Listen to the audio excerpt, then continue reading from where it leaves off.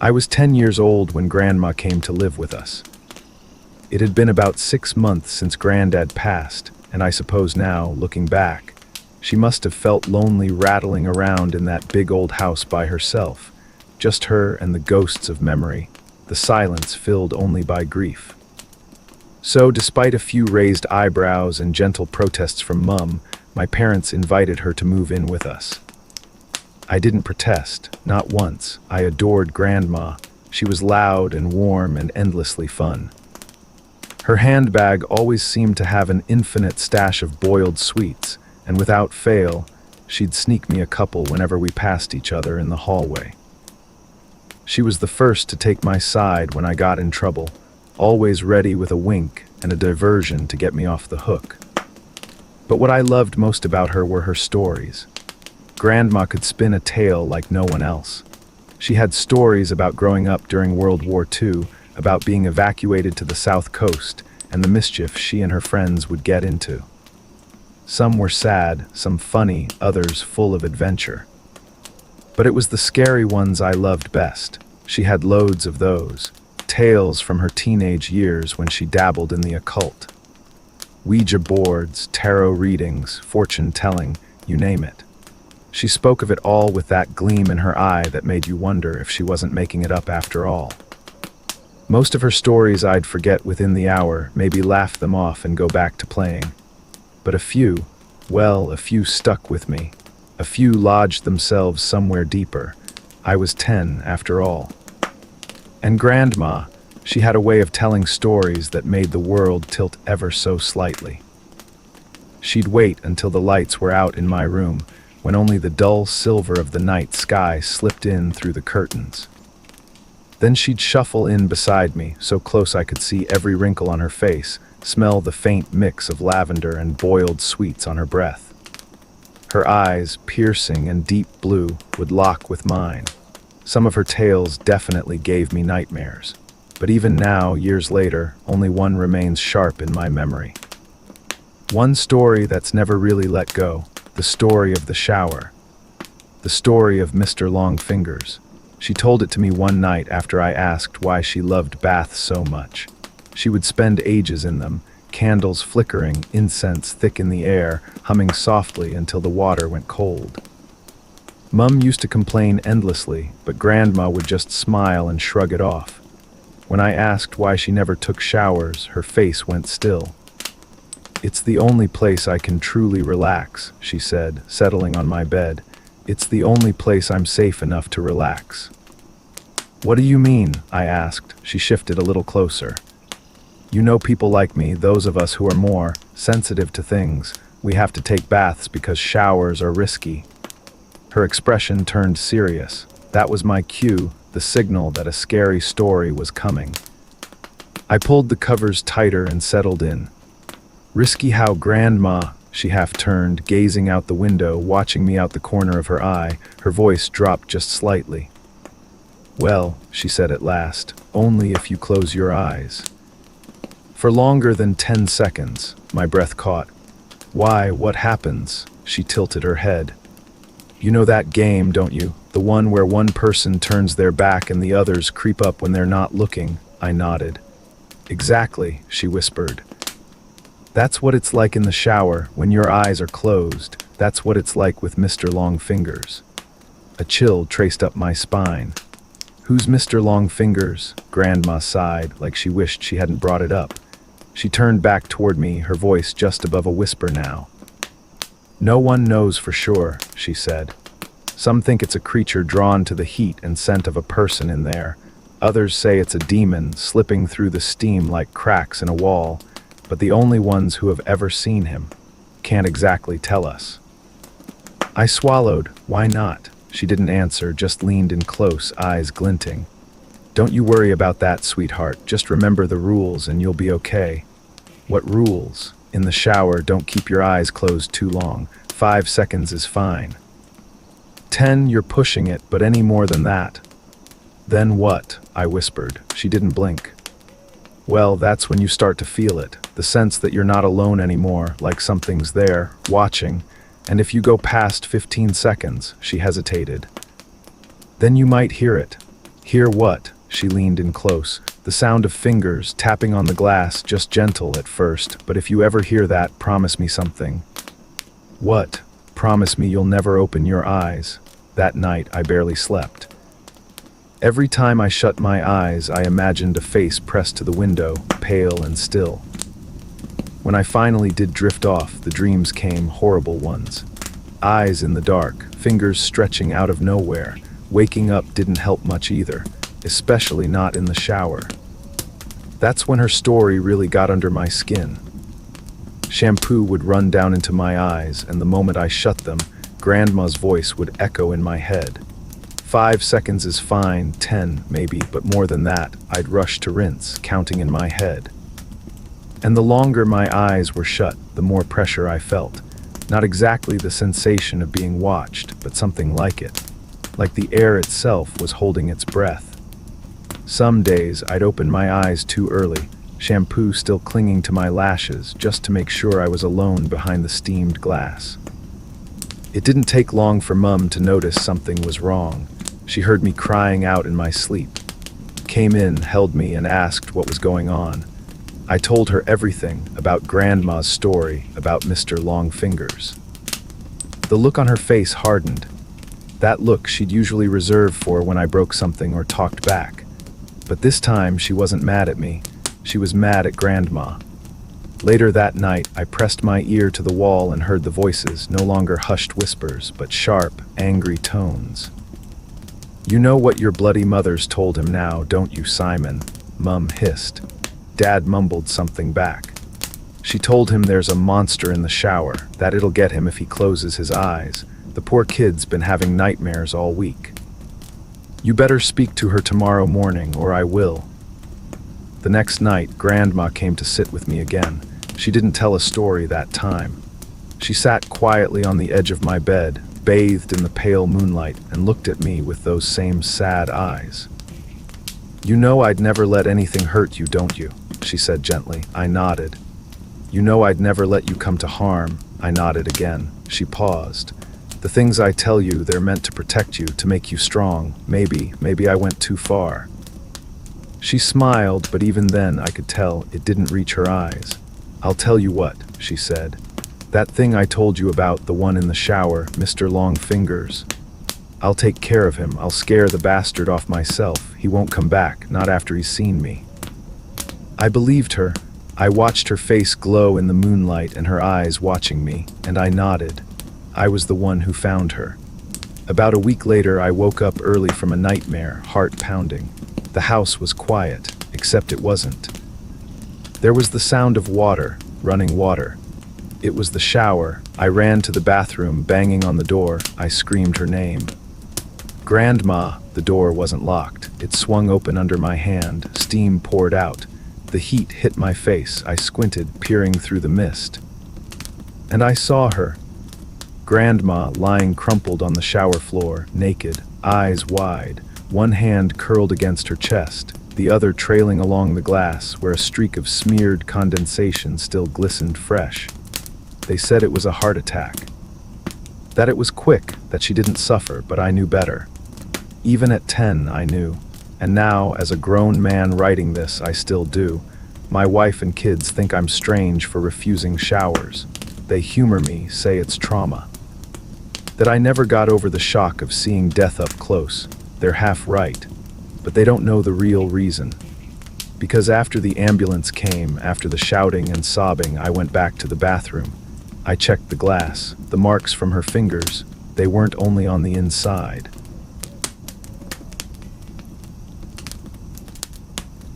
I was working at Burger King my senior year of high school. This event happened sometime during the spring of 1993. I usually worked late on Friday and Saturday nights because the drive-thru was opened until 1 a.m. I was usually the last employee to leave. When it was time for me to go, my manager, Eric, would walk me to the door and watch me until I arrived at my car. Then he would lock the door and go back to his office to finish the paperwork. Well, this particular night, he told me he was behind and he was trying to leave because he had something to do.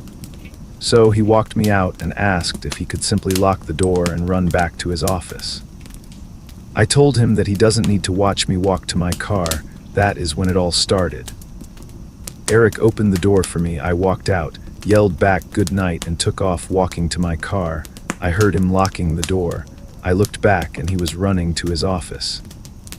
We usually parked far away to give the customers the best parking spots, so I was walking for like 20 seconds when I heard a noise. It sounded like a plastic bag in the wind. I immediately thought I left some trash on the sidewalk. Maybe someone forgot to throw it in the dumpster, so I turned around and looked at the grounds surrounding the building. I saw nothing. I kept walking towards my car. I kept hearing the noise. So then I turned and looked up. I saw the strangest thing. It looked like there was a large black trash bag blowing in the wind on the roof of Burger King. It looked like the bag was stuck on something. I was racking my brain trying to remember if there is anything protruding from our building, an antenna, some kind of beams. Anything. I couldn't think of what could have made that bag get stuck. Then I paid attention to the size. It looked as though someone was standing there with a huge plastic bag caught on the side of their body. I could make out the shape of a person. I looked towards the bottom to see if there were legs or feet. This thing was completely covered by this plastic-looking material blowing in the wind. Now, our parking lot lights were off, so it was dark where I was standing. But there is a car dealership behind Burger King, so this thing looking down at me was backlit with tons of white light from this huge dealership. I looked at the bottom of this thing, and there was nothing for this plastic-looking material to get caught on. Like it seemed to be hovering because I could see light coming through under this thing. No legs, no antenna, no beams, nothing. Our roof is flat, and there was nothing to connect the roof to this thing. I could see light under it with nothing else. I got a very strange feeling as if I was being watched. I felt as if I shouldn't take my eyes off of this thing, but I needed to make sure I wasn't seeing things. Very quickly, I looked down at the front door I had just left to see if Eric was coming out or visible in any way, but I saw nothing. It was about 1:30 a.m., so there was not a lot of traffic. I walked backward towards my car. This was in 1993, and I had a 1987 Dodge Omni, so I had to put the key into the locked door. I never took my eyes off of this thing. I unlocked my car, got in, and drove away, all while never taking my eyes off of it. I drove home, and I had this ugly feeling that this thing was following me. I kept looking up at the sky, I guess though it could fly since it was on the roof. I drove into my driveway, ran inside, and locked the door. My family was asleep, so I stood at my door, looking out, making sure it didn't follow me. It took me years to say anything to my family. When I finally did, my cousin, who said she dabbled in white magic, told me that was very dark black magic. She asked if there had ever been someone who harassed me or wanted to be with me. I looked at her and remembered another time while working at Burger King. There was an older man. I was only 18 when I worked there, so this guy must have been in his 30s. He would go and buy a medium tea and then sit there for hours and getting free refills. We all knew this guy. Then, after a while, he would insist I give him my number. He wanted to date. He would not stop. I had to get my managers to kick him out. Police were called. Anyway, he finally stopped coming. I told my cousin this, and she says that thing I saw was him, that there are some people will go to lengths to get what they want. She said that I must have a very large and protective angel because this was a very bad thing to do. This thing left me alone because I was protected by something it could not win against. I said, "Yes, ma'am, it was my Jesus." I don't know if her explanation of this is true, but it sure freaked me out enough that I don't talk about it much and wonder if anyone else has had this kind of experience.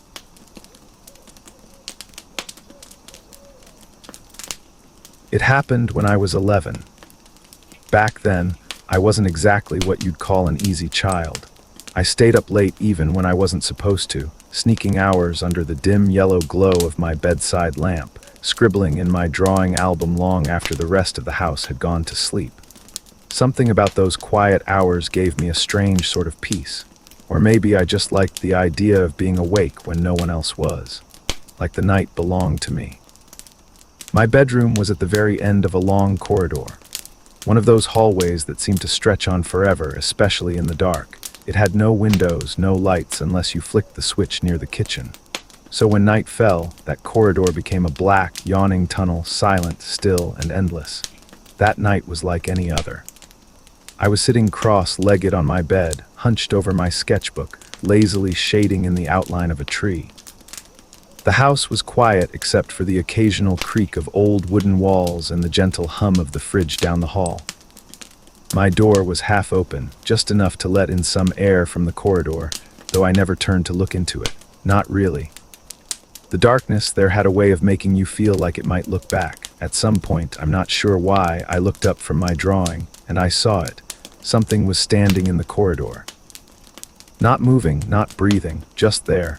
It was the size of a child, maybe 8 or 9 years old. But it didn't feel like a child. Its shape was too still, too exact, as if it had been cut out of the darkness itself. And it was standing atop something, a long red bag. My mind didn't register fear right away. Just confusion. I blinked, rubbed my eyes, and looked again, still there. I leaned slightly forward, squinting into the dark. And that was when it hit me, not like a thought, but like a weight dropped into my chest. What if it's not going away because it's real? The moment stretched. I turned back to my sketchbook, trying to ignore the chill crawling up my spine. I focused hard on the half-drawn tree in front of me, pressing the pencil into the page so tightly it snapped. I didn't look back. I didn't move. I didn't even breathe properly. The only sound was my heartbeat, heavy and sharp in my ears. Minutes passed, or maybe seconds, I couldn't tell, and then I heard it. Footsteps. Faint, distant, but unmistakably coming from deep down the corridor. They were slow and soft, like bare feet on old wood. I couldn't bring myself to turn. I just sat there, frozen, every part of me rigid with fear. I imagined it was coming closer. I imagined the figure from the hall stepping forward, dragging the red bag behind it. But then a voice broke the silence. "Why are you still awake?" I turned finally, and there was my mother squinting at me in the glow of my desk lamp, her robe pulled tight around her. I looked past her, quickly down the corridor. There was nothing there. No child-sized figure, no red bag. Just darkness.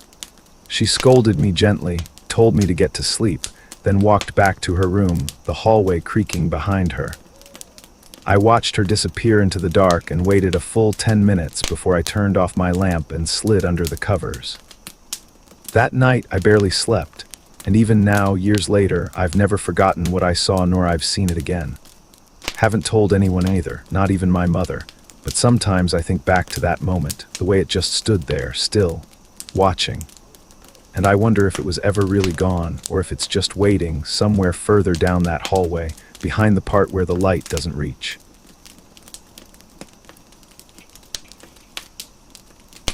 I'm not really sure why I'm recording this, maybe just to get it out of my head or to keep track of what's been going on. Lately, things in my apartment haven't felt right. It started with small things. I've got a routine: wake up, shower, brush my teeth, eat, leave for work. Same every day. But this past week, I noticed something weird. My clothes, the ones I lay out the night before, were slightly moved. Not a lot, just off, like someone bumped into them. The first time, I thought maybe I misremembered, but then it happened again, and again. That's when I got suspicious. I checked the door, still locked, and the latch still hooked. I always keep it on because I feel safer that way. I never thought to check the windows. I live on the 4th floor where there's no balcony, and the door is the only way in or out, so I don't see the point in checking. I tried to dismiss it. Told myself I was overthinking. But then the food started moving, not out in the open, but inside the fridge. Stuff rearranged, pantry items suddenly showing up in the wrong cupboards, still no signs of forced entry. I started writing these occurrences down just to keep myself grounded. Maybe if I put it on record, I'll know I'm not going crazy. May 26, found the bread in the plastic container cupboard. Harmless, right, but it's never belonged there. May 27, at 4:30 a.m., I woke up freezing. My AC was set to 38 degrees. The thing is, I never touched it. That was a first until now. Only physical items had been moved, not appliances. It's like the more I noticed, the more it noticed. May 29 at 9 p.m., I just woke up again. 17 hours gone. I didn't even know I was that tired. I feel weak and starving, like I haven't eaten in days. Is that even possible? May 30, nothing new. I just needed to write something. I know it sounds dramatic, but writing helps. No injuries, no threats, just silence. May 31, have you ever felt like you're being watched? Not from behind, not in a movie way, just constantly, wherever you go. Even hiding under blankets doesn't help. I realized I don't remember the last time I followed my routine. Did I go to work this week? Did anyone call? Has the world gone quiet, or is it just me? June 2, something moved in my room. I heard a shuffling, like dragging fabric, but when I looked, nothing. I know it was there. Where did it go? The pantry, maybe. June 7 at 1:24 p.m., something's wrong. I don't remember writing that last entry, but I clearly remember that day. Nothing strange happened, but the oddest thing, my apartment feels bigger. It takes 2 extra steps to reach the front door. And when I read that last entry, I mentioned the pantry. So I went to check. Same day at 10:58 p.m., I am currently outside of my apartment. I don't even know what to do anymore, but I refuse to go back to that place. I can assure you all that I am safe. I am currently a good 30 minutes away from the building. Let me explain what happened, because I need to still wrap my head around what happened before I force myself to forget. I went to my pantry, and at first everything looked all right. The pantry still had everything I had placed inside it like usual: bread, cereal, cans of food, etc. However, I couldn't help but feel like something was off, so I began to move stuff aside to look deeper. And that's when I saw that my pantry was in fact bigger than before. So much bigger. I removed more items so I could get an even better view, but that only made it more apparent that my pantry's back wall went further back than possible. I grew curious, so I checked my cupboard, and sure enough, it was similar. It took me about a good hour checking in different spots around my apartment to see what changed. The places that had been changed were my pantry, cupboards, and my bathroom cabinet. Each of these places I frequented constantly, so how I managed to not notice was concerning. I began to pace about my room when I heard this sound. It was like a shuffle, as if someone was dragging a heavy blanket across the floor. I couldn't pinpoint where it came from, but it was growing louder as it went on. I began to panic, so I grabbed some of my belongings like my laptop and shoved them into a bag. Just as I was leaving the room, I heard the doorknob to my pantry begin to jiggle. I ran without even closing the door because I was terrified. I don't know what was going to come through there, but I can only imagine. I am currently writing this in my car. Every so often I see a car drive by me. It feels like a huge weight has been lifted off my chest since I hadn't heard any signs of life for a while now. One thing for certain, I will never go back there.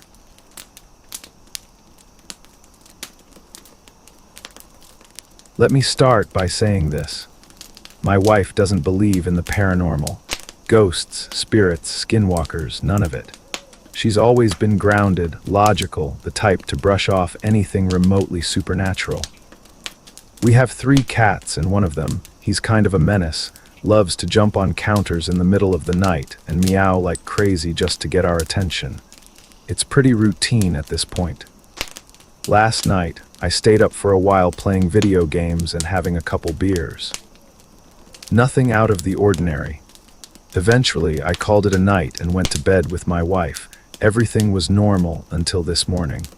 I woke up to find her clinging to me, wide-eyed and visibly shaken. She looked like she hadn't slept at all. Naturally, I asked her what was wrong. That's when she told me what happened. She said she woke up around 2:50 a.m. to the sound of loud meowing downstairs, louder than usual. At first, she assumed it was our rebellious cat just doing his thing. But after a few seconds of waking up fully and listening closely, she realized something was off.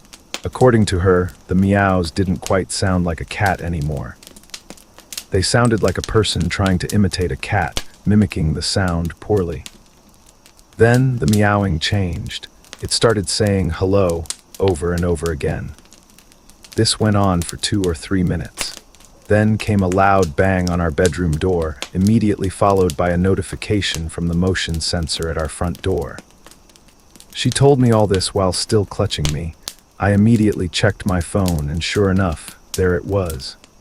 A motion detection alert at 2:52 a.m. I asked her why she hadn't woken me up so I could grab my gun. She said she was paralyzed with fear, terrified that whatever it was might hear her move or speak. She didn't want it to know she was awake. We're out running errands as I type this, but her story hasn't left my mind all day. Something about it just doesn't sit right with me.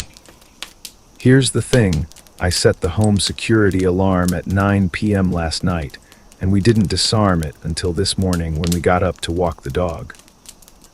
On top of that, all 3 of our pets slept in the bedroom with us last night, and we had the door closed the entire time. That means whatever we heard, whatever was meowing, knocking, or triggering the motion sensor, wasn't one of the animals. Naturally, the idea of a skinwalker popped into my head. Maybe I'm being paranoid, but something feels off.